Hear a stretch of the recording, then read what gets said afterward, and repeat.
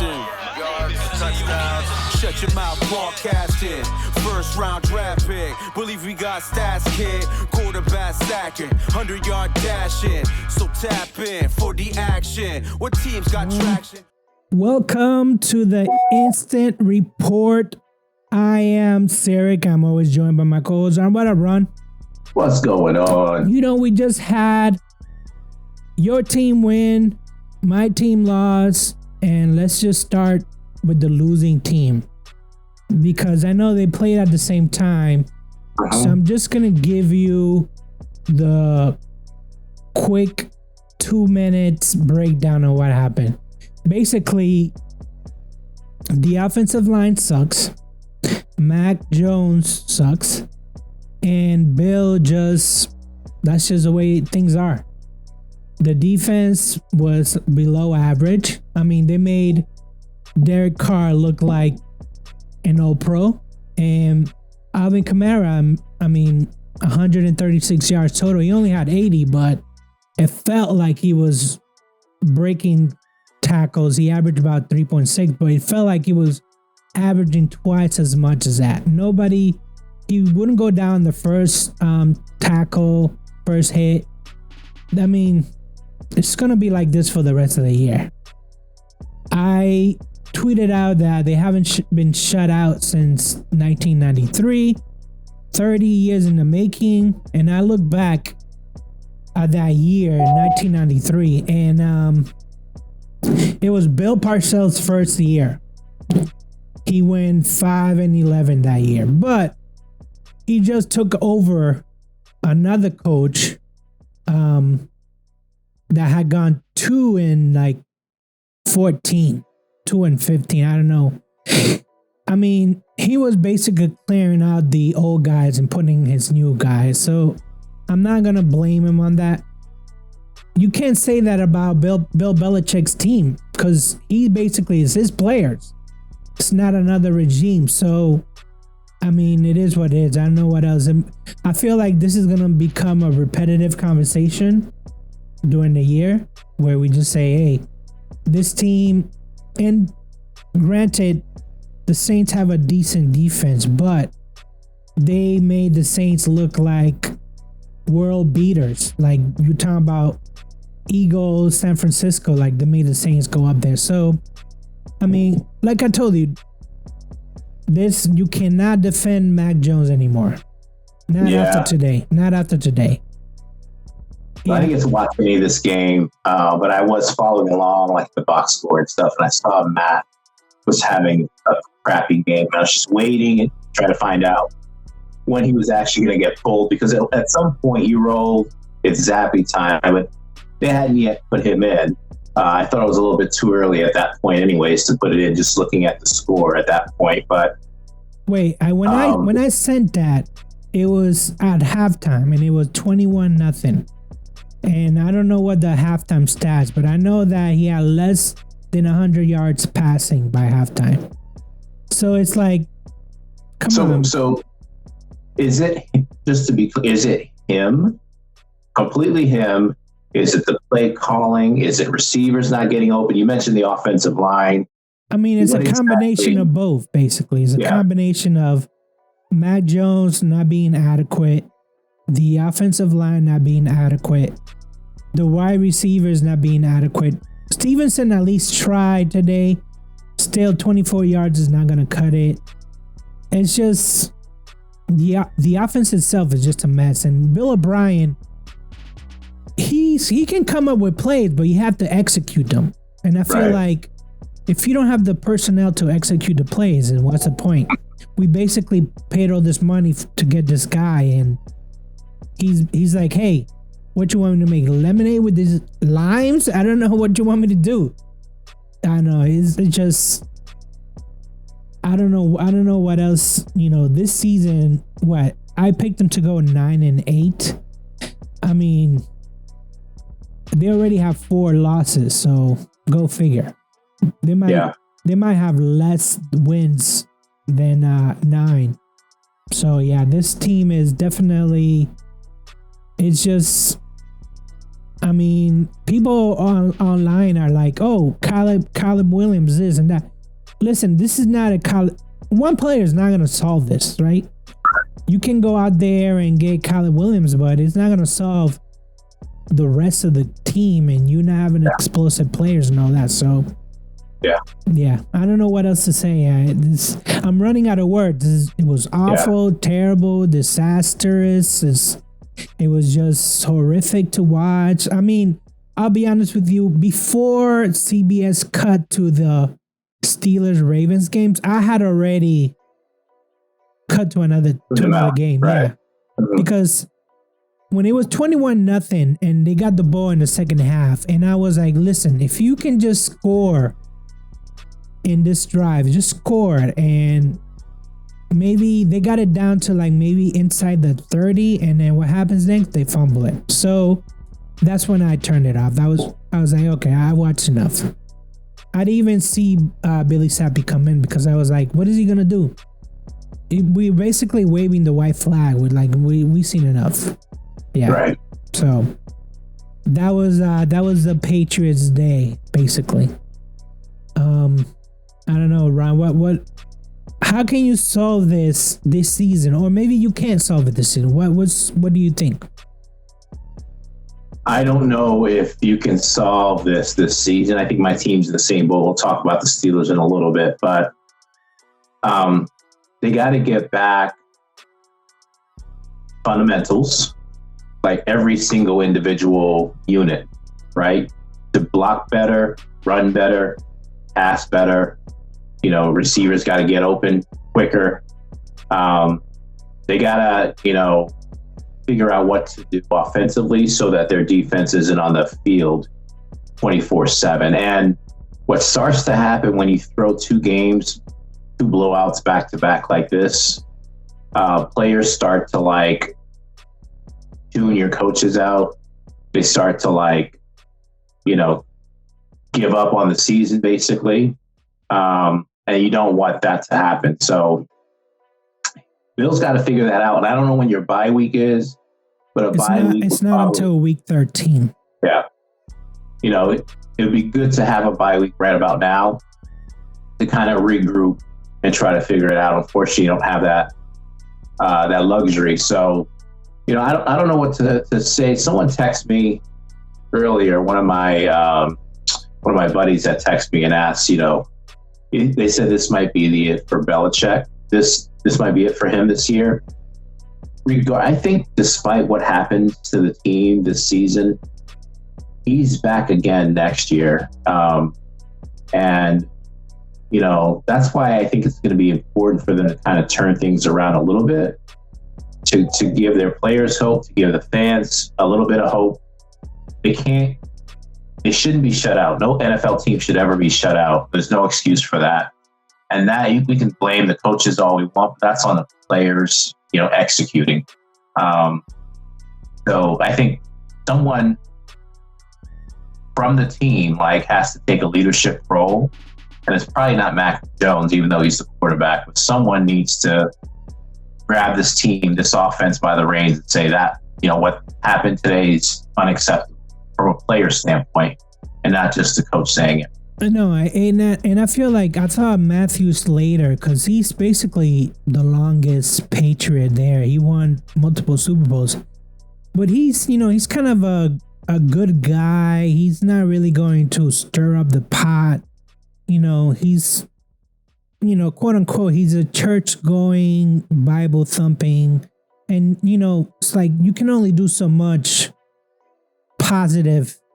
You just need to kick some ass. You need to go to people, go to Mac Jones, go to the receiver group and just be like, this is not the Patriot way. This is not right.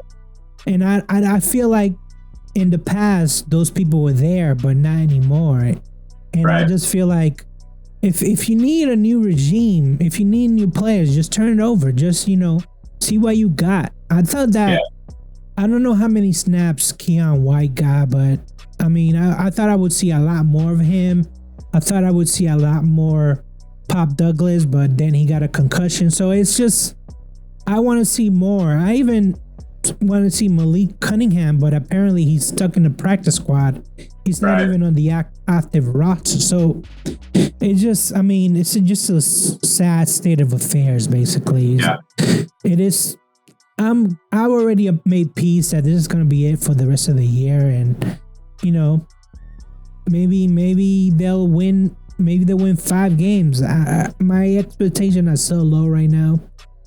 They can win. What did the coach? Did you listen to any of the the press conference or any of that afterwards? No, because he doesn't. You know, every press conference that he gives, Bill Belichick is annoyed. He's annoyed at being the reporters. He's annoyed at the questions.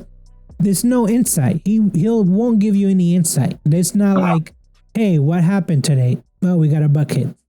He won't say what was it. Was it the coaching? Was it the players? Was it? He just.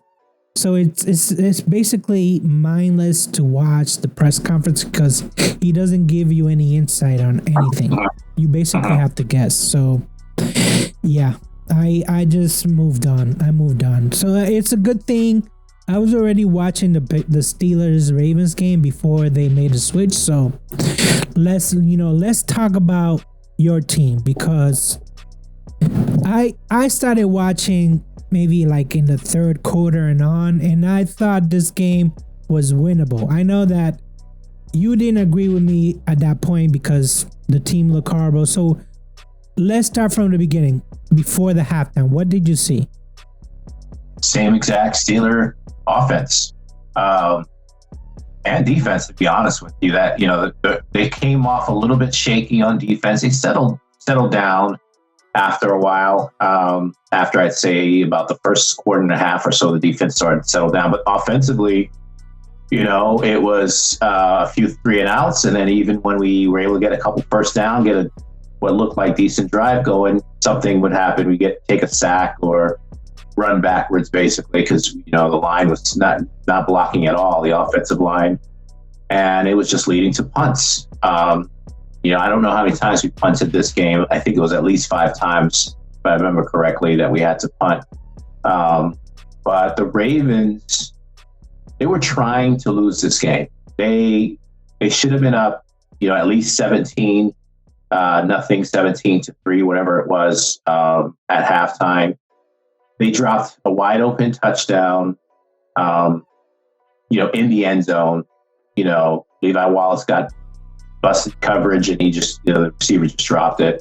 Zay Flowers took his eyes off the ball. Would have been a huge play for them. He dropped the ball. They just made some boneheaded mistakes, the Ravens did, and it kept us in the entire game. So, you know, Ravens, even though they control the entire first half and a little bit into the third quarter, they never really, you know, they never took command of the game. And we're always, you know, we ended up staying in it. So, you know, thankfully our defense put the clamps down in the, you know, third quarter and fourth quarter, shut them out. And, you know, and the offense got some really good field position. We stumbled a little bit, but, you know, we were able to put up 14 points in the fourth quarter to win the game. Special teams made a great special teams play. And then I made a boneheaded play, you know, with your boy, Gunner. The Mo. Yeah, the Mo. You know, so, you know, even though we won, and I told you, part of me was hoping for a loss because we need to see change. And just because we won this game and we're first in the division, it's easy to spin that as if the team's doing something good, when in all honesty, like, our offense is one of the worst in the league. And we should have lost this game. We should probably not have won any of the games, maybe outside of the Raiders game this year, just based on how the offense has played. So questionable decisions again, player personnel issues. Like, I don't understand why Gunner was even activated and playing today. The guy should not be on the team, but they put him out there again, and he almost blew it for us once again.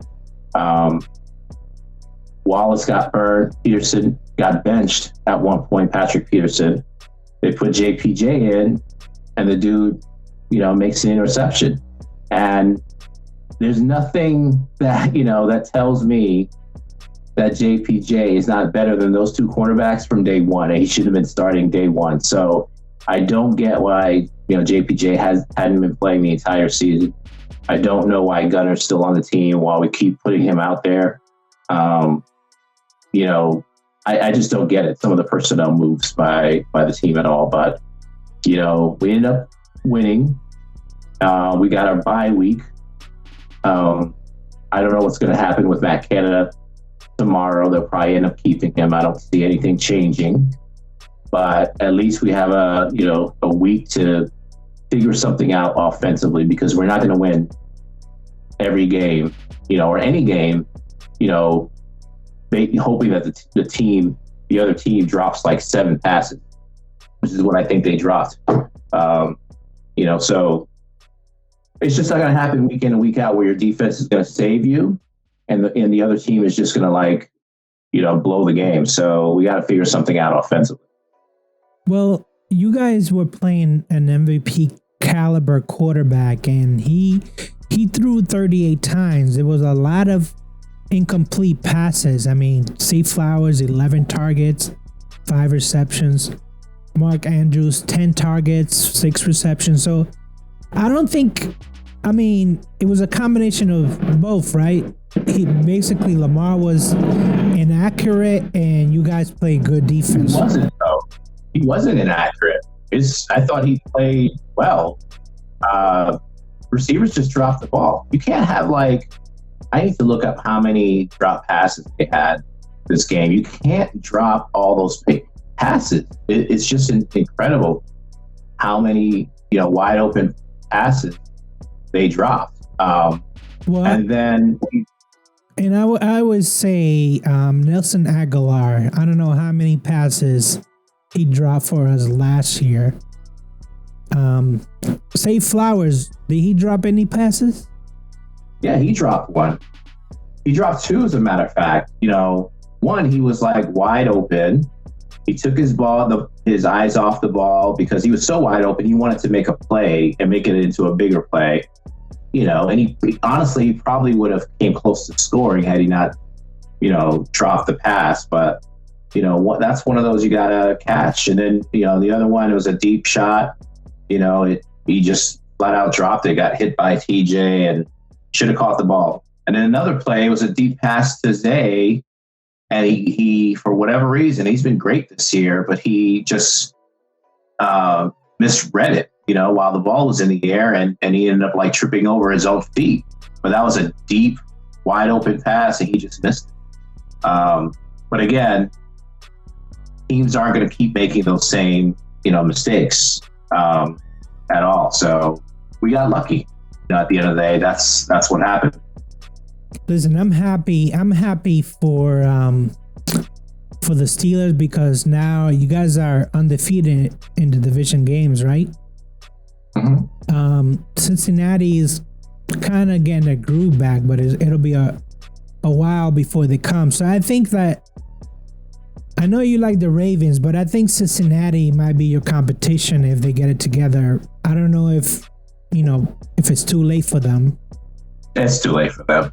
And like I said, even in these games that the Ravens have won, they still haven't put together a full, good offensive game plan yet. And, one, I don't know what's going on with Odell Beckham. He took himself out of the game at one point. He has not helped the team at all. And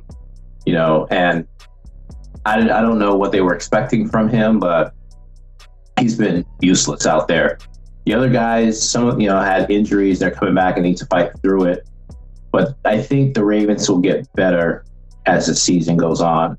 Like I said, they can't have all these drops. They shouldn't be dropping wide open touchdowns. That's probably not going to happen together, again. And defensively, I thought the Ravens played well. Steelers really couldn't really do much of anything, outside of the one deep pass to Pickens, a couple of other, good passes here and there. But, for the most part, Ravens did okay on defense. I still think they're the better team in this division. Yeah, and we'll talk about the new top 5 because Buffalo lost. It looks like the Jets might get their second victory of the year over Denver. So, yeah. So there you go. We are dead last, as you would say, dead last in the division with only one victory. Who are you picking to win tonight? Dallas, San Francisco. Man, that's going to be a good game. Where's this game at? It's in San Francisco. And Dallas, I picked them to win it as my upset special. Uh-huh. Kansas City won. That was my upset. I lost that. What was the final score to that game? I didn't get to see that. 27-20.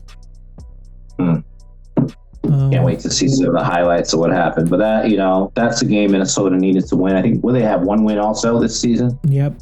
That ain't good. So tonight, I'll take San Francisco. It should be a pretty good game. I just think San Francisco has a better offense than Dallas does. And I think a better defense as well. So, I got San Fran winning. I think McCaffrey is on his way to an MVP season. And I don't know what Dallas can do to slow him down. Yeah, this is going to be it's going to be a good game. I'm glad that they're finishing the weekend off in fashion with a good game. And then tomorrow, what's tomorrow's game? Tomorrow is Packers-Raiders. Okay. I mean, at least the Packers, right? I don't know about the Raiders. Yeah, I don't know why this is a Monday night game. It's interesting that they would make this a Monday night game. I don't know why the Raiders are getting so many primetime games. They didn't do anything last year. Right. Anyway, yeah. So that's the IR2 for tonight. It's already August 8th, and this is like the fall season, and it's just the same old song. So yeah, you've given up, right, on the pass. That's your stance this season.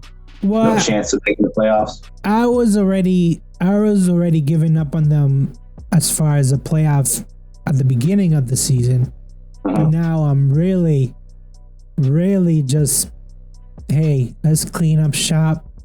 Yes, Bill is going to be here for the foreseeable future, and I don't know what he does with the rest of this team. Yeah. So, I've given up on the Steelers too, even though we're in first place, but you can't find a worse first place team, I think, in any division. We've scored 79 points and given up 110, so a minus 31 point differential. We, somehow we're 3-2. So, yeah, that they got to fix something on the offense, because they're not going to be able to beat. I mean, we knew that division, they were going to beat each other up. And you guys don't even lead the points allowed. That goes to the Browns. The Browns is only allowed 60 points, but I mean, that could have been just an aberration when they lost to the Titans, I think it was the other day. So, no, but we'll see. We'll see how this shapes out. Yeah. So, on that note, I say peace. Peace. All right. Hey guys, thanks again for watching. Don't forget to like and subscribe. Any questions or comments, feel free to hit us up on shutyourmouthpodcast@gmail.com. That's shutympodcast@gmail.com. You can also hit us on Twitter or on Instagram at SYM Podcast. Thanks again.